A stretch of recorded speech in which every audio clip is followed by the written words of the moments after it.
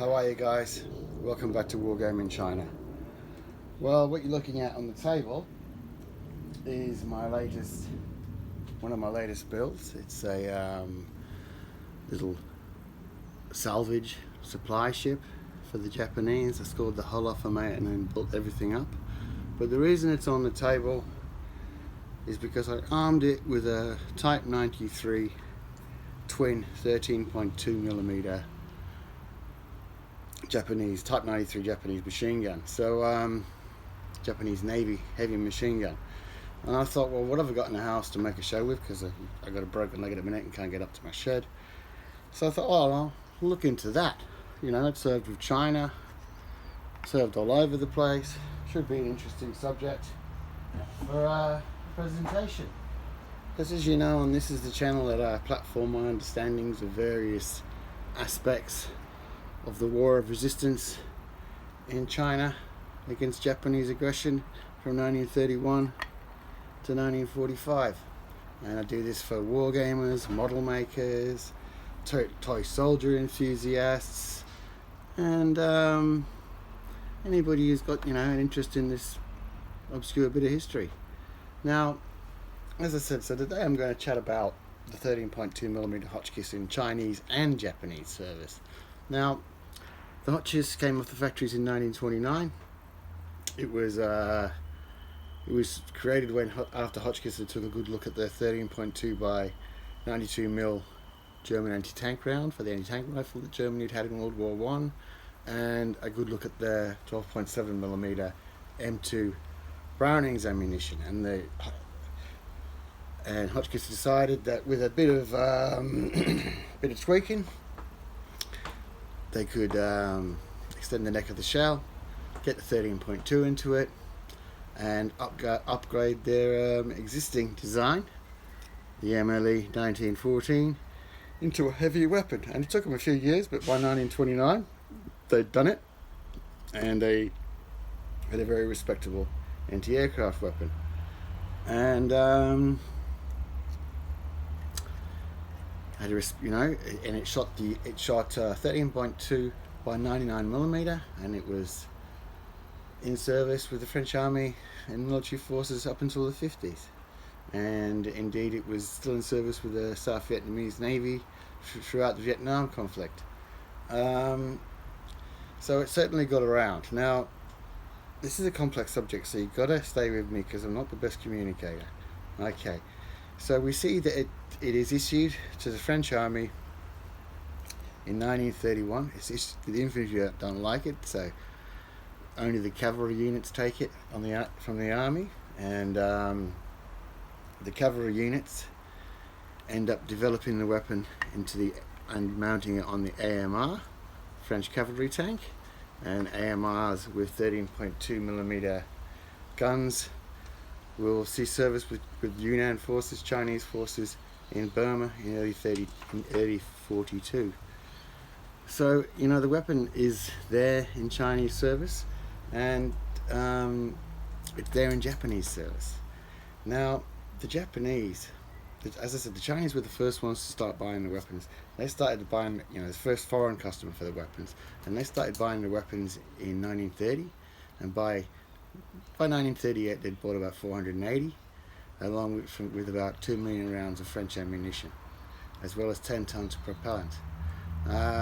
They also bought ammunition from Italy, and they also bought ammunition from Great Britain and Belgium. Now, in 1931, the Japanese seem to have procured a few Hotchkiss, and in 1932 they issued late 31 they issued the first combat cars to the Japanese cavalry. Cavalry were not allowed tanks, so they couldn't call them tanks or tankettes. They had to be called combat cars, and they were issued armed with the 13.2mm Japanese Army Type 92 machine gun. And this is a little bit of a grey area, because it appears that the Army was producing this version without any license. It wasn't doing licensed production. and it appears that the Army weapon had an inferior performance to the Navy's weapons because the Navy procured the license and began production in 1935. Now, go back to the Chinese. So the Chinese were buying them. They bought 480, and they split them up into 4 gun companies. But in 1933, they did make their first anti-aircraft regiment. 3 battalions, 16 guns in each. 2 battalions of 16 twin Hotchkiss in each battalion, and 4 companies, and 1 company with 12 Vickers Mark Ds, and 3 twin 13.2s. Now, when the Chinese put them in, Field Army tested them, they didn't think they were as good as their 20mm, because they remember they were using a 20mm as anti-tank, infantry gun and anti-aircraft gun, and they didn't feel it offered advantages over them, particularly because of its weight. It was a very heavy gun. Twin mount without ammunition was close to 380 kilos. And the gun itself weighed 70 kilos. So 40 kilos. Very heavy gun. So the Chinese army, other than that, it seems that they split them up in air defense units. Of the 480, Guangdong is supposed to be the only one that officially bought them as a provincial government, but it's always debatable what deals provincial governors did with any passing arms merchant. So Guangdong bought 6, which served with the field formations, and another time that you see it issued to field formations, because as I said, it usually goes to air defense units in tactical in strategic locations. But as I always say, the rule is the exception with China. So it does get issued to some field armies, and one of the field armies it gets issued to is the 2nd Field Army for Changsha, and another one it gets issued to is the 60th Field Army, which also fights in Changsha, but becomes later Y Force. And these guns, in the single mount version, are still in service with Y Force in 1945. Now we'll get back to Japanese service. So the Navy started to produce it in 1935, and it seems that the Navy weapons were better performers than the Army weapons. Some scopes put the Army performance at about 1200 meters for anti-aircraft range, and they put the Navy weapon at about 2.5. They put the Italian breeder at about 3.8, and they put the French 13.2 at 4.2 kilometers. Now,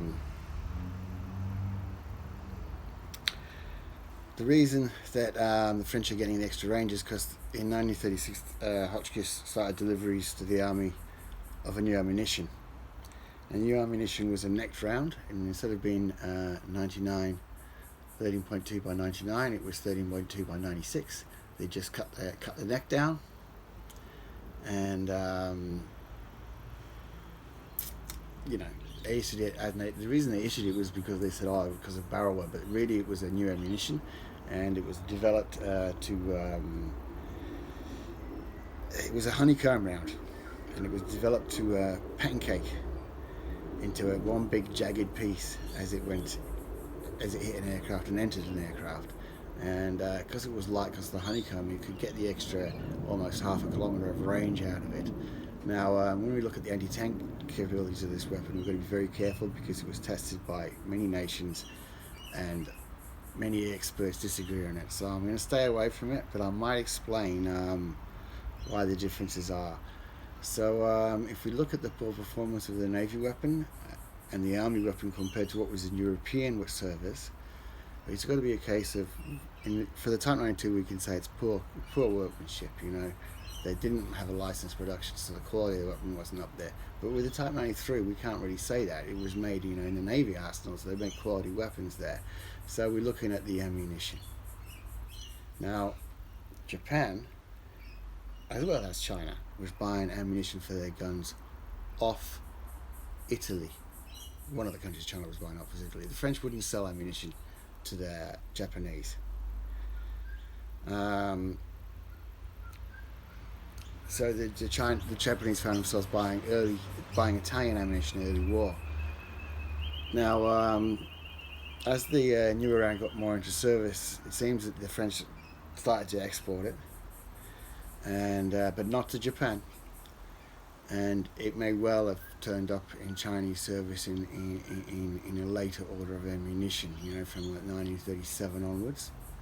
But I don't have any proof for that. But a lot of the articles seem to point that way. What's the word? Anecdotally refer to that.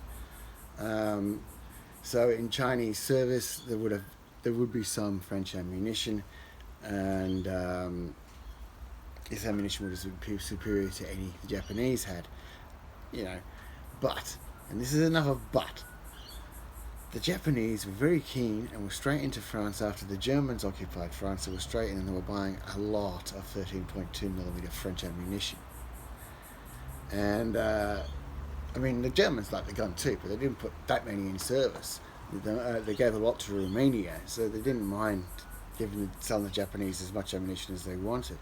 And later what we can look at is people who collect shell cases, spent cartridges. And there are lots of collectors online and groups. And I looked at them, and this is how I got this story explained to me of how all the calibers and the firing tables and projectile tables are all messed up. Because throughout the Pacific Islands, where people have found a 13.2 or an old 13.2mm is known to have existed,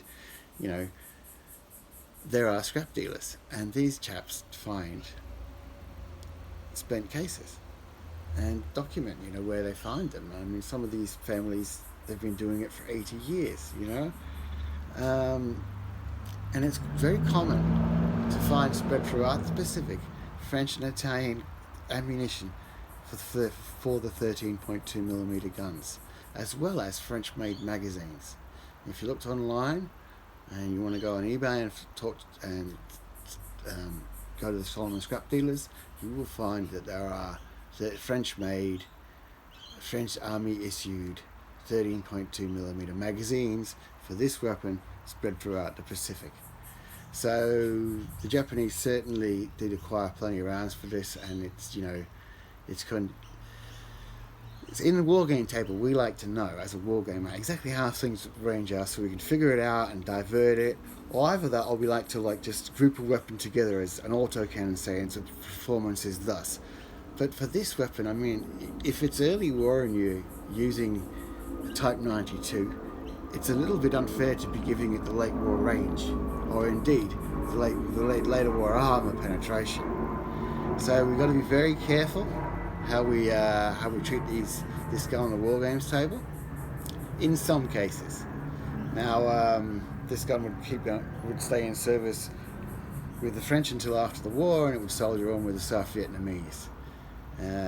Japanese would, as I said, would mount it on all their ships as a Type 93, and the gun would be in service throughout China up until 1945, throughout the War of Resistance. And very nice models from early war miniatures I've been putting on the table. That's Shapeways, that's scratch built, and it's a nice fun weapon to get on the table. I wish I could have given you some black and white answers as to the performance and the time, but it was really a case of too much conflicting information on this one. So as I said, put it in Chinese service in gun companies of 4, platoons of 2, Japanese service much the same, and have a good war game. If you like that, press like.